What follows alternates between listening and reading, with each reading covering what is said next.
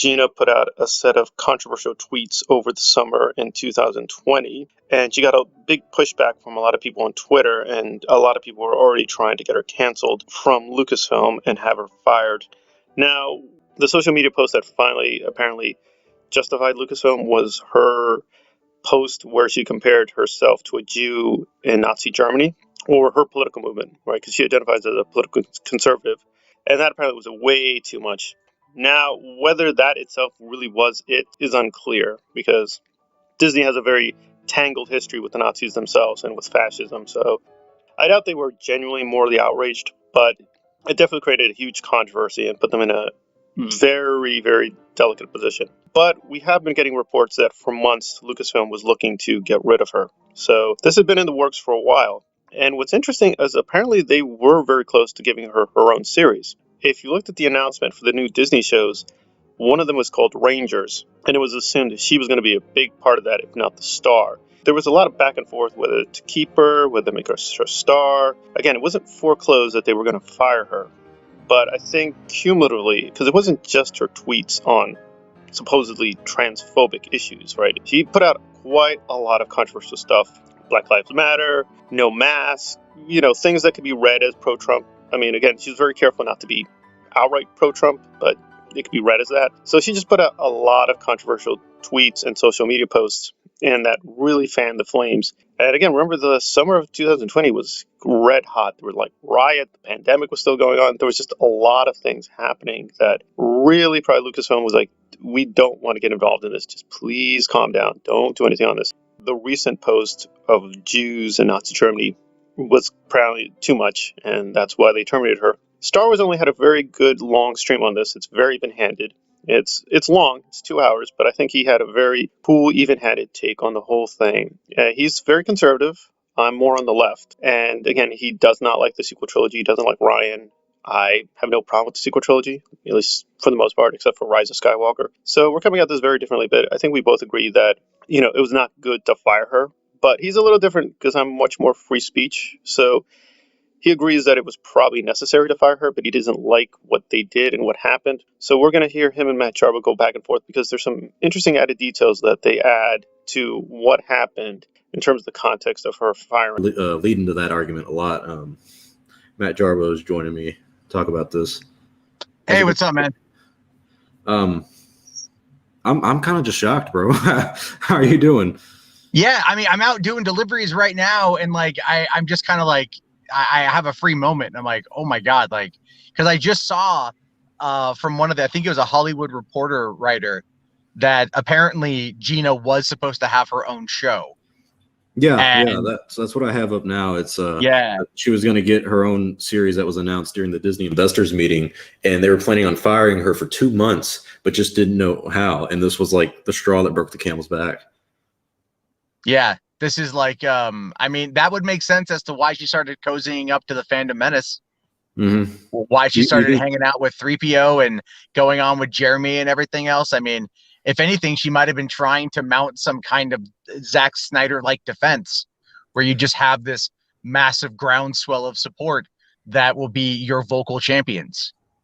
That kind of feeds into like the fun of the Lucasfilm War, the Civil War that they're going on. I can't imagine the narratives that are going to be. Oh my God! Yeah, by this, like this is going to be a crazy year now because we thought things were dying out. We were like, okay, it's kind of clear. A lot of the Doomcock stuff is fake, and no Lucasfilm Civil War. We're all kind of realizing that's fake, and now it's like, ah, shit, it's here. But what about it as a civil war? I mean, like. What you have is you have a star of a show saying that she was going to be saved by Jon Favreau. I mean, me and you know that's fake, but a lot of people. Well, and the thing is, like, I would believe something like that. I would believe because he said that he wrote the part for her. So he created Cara Dune with her in mind, and that of course is going to be very personal to him. So I get that. However, you don't go to Hollywood. You don't work in Hollywood and tweet out anti-Semitic shit, and then expect to still keep your job. Mm-hmm. Like that's working for a company like Disney, like the gold in studio. Like they don't tolerate a lot of bullshit like this. No, they can look. They could tolerate like the anti-mask stuff because she probably still wore a mask even though she just didn't like it, and they can tolerate all sorts of other stuff, like the election fraud nonsense or whatever, because all that was going to be cleared up in the courts, and we're past that essentially. But the anti-Semitism, that you just comparing your political ideology to the plight of the Jews in World War II Germany is never going to be a good sign. No, yeah, I liked what you said on your initial stream about it today, where it was like when you're in Hollywood, you don't mess with you don't say things about the Jews and whatnot. Anything. And I know, but someone is like, "Oh, you're racist for saying that." I'm like, I'm not saying. It's like it's a known fact that there are a lot of people of Jewish faith who live and operate in Hollywood. This is not an unknown fact, and we still know that 6 million people. 6 million Jews died in the Holocaust. 11 million people total died in those camps. We know that. That's an established fact that people have been trying to argue with me all day as well, which is like, oh my God, how are we still in this year having those conversations, but whatever. And her then coming out, like if she wanted to come out and say like, I feel like I'm persecuted for my political belief, I would not fault her for saying that, to be honest with you. I might not agree with it, but I wouldn't fault her for saying it. I'm like, all right, it's kind of dumb, but that's it. But what it was is it was just like, now it's possible that, and to give her the benefit of the doubt, because let me just be clear, I don't want her fired. Yeah. I'm a lefty and I don't want her fired. I like Cara Dune. I like Gina Carano. I have forever. So I'm like, I want her to just like not be stupid is all I want. And it seems like she kept pushing the envelope to not being stupid, but just kind of edgy. Like she knew she was feeding the flames of this culture war, and that's what really grabbed this and took it further. And I think she was guilty by association. And Disney likely looked at this and said, this is a liability because she's associating with Phantom Menace people who are always saying that like Kathleen Kennedy should be.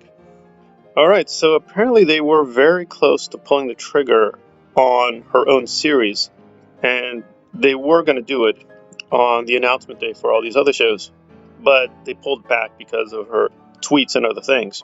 An added thing which they note is that she did get close to people like Jeremy and Drunk 3CPO. Again, I have nothing against those people. I think it's fine. You want to associate with who you want to associate with, talk to who you want to talk with. For instance, Robert Meyer Barnett has talked to Jeremy. I don't think he's a neo-Nazi. I don't think he's a fascist because he does that. Again, people want to talk to people, that's fine with me. I don't make judgments about that. Again, except in obviously rare cases. But, you can speak to who you want to speak. I'm not going to make judgments about that. I mean, I've been on Matt's thing a couple times streaming, and I think he knows me, and I follow him on Twitter. But Matt has his own kind of past, and I don't justify or excuse his behavior. I think he's moved on from that, but there you go. So just because you're following or liking somebody or you support their material does not mean you support every position. So I think it is mostly a corporate thing. What happened with Disney is that she just put out too many controversial tweets, too many controversial social media posts, and Disney as a whole does not like the controversy. And the immediate clapback is, of course, well, what about Pascal? What about people who are more on the left? Why is their stuff not being held to account? Well, it's kind of apples and oranges, and I'm not going to go into the whole issue of Trump and fascism. I'll do something separate on that because I think there's a lot of mythologies about that, well, he's very innocent. No. There's a lot of good evidence he does support those people. But I think people forget is that he deleted some of those tweets, right? He put out a controversial tweet comparing Trump supporters to the KKK, but he got rid of it. So I think the issue here is more Gina does not come from an acting background. She doesn't come from a celebrity background. She's a fighter. She became famous that way. She's not a trained actress. Favreau having her in mind for this role, she got very lucky and all those things, but she's not really from an acting theater background. And I don't think she understood kind of the norms of Hollywood that, yes, you can push things to a certain extent, but you don't want to push them too far.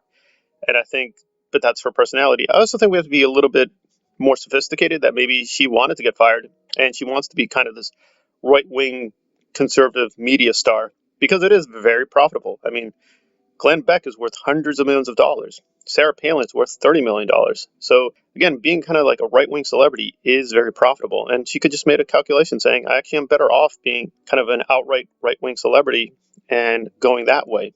And The Mandalorian pays very well, but again, she could make much more money being a kind of right-wing celebrity, because there are Hollywood conservatives, there are Hollywood reactionaries. So I don't think it was just the politics. I'll just end finally on this difficult issue of Jews in Hollywood. I am just going to say this. I do study these things seriously. World War II, Jews, Nazi Germany. I know German. I know how to speak it and write it, so I can go through a lot of these documents like Mein Kampf. I'll just say maybe this was an issue of genuine outrage, but you find a lot of these stories and rumors and myths about World War II. They're not based on really anything. I'll just note one thing, which is still out there, that, for instance, Hitler is homosexual or he's gay. And there is no evidence. I mean, zero evidence for this. You go through serious biographies, there is zero evidence that he is gay, but it's still out there. You can just go through tons and tons of anecdotes and tons of alleged facts about this war or about Hitler, and there's no real basis to them. But I agree, these are very sensitive issues, and so if you're going to wade into them, you got to be very careful. And I think she was, again, appealing to her fan base, her audience, and just didn't care. She was just going to say what she wanted to say. And, she's not from kind of Hollywood or celebrity background. And so she's sort of like, this is who I am. And I understand that. But I also think we've got to be careful that maybe she was planning this ahead of time as well. And she kind of knew she was not going to stay at Lucasfilm. So it's kind of on both sides. It's a lot of positioning and kind of PR things going on. All right, this has been Star Wars Analyzed on the Gina crisis over at Lucasfilm. Thank you for listening. Please like the content if you can. Please comment below. That helps the channel. Thanks for listening.